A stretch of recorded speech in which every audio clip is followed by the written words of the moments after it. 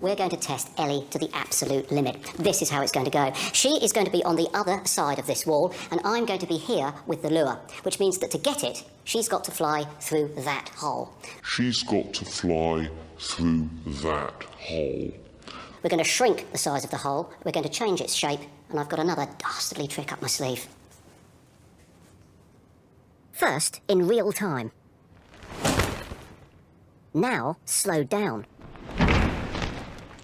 And now by 40 times.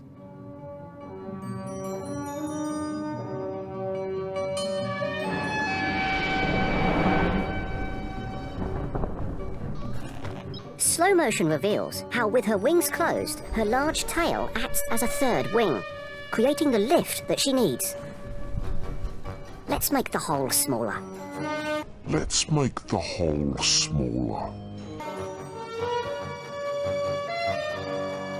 If you look at her eyes, you can see her protective nictating membranes closing. They're semi-transparent eyelids that keep out the thorns.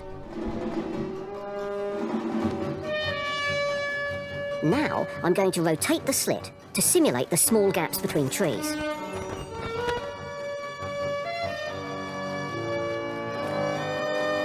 Ellie seems able to mould her body to any shape.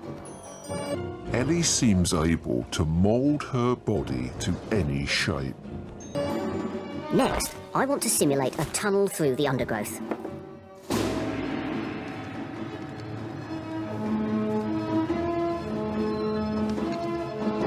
Amazing. Ellie turns the situation to her advantage. Ellie turns the situation to her advantage.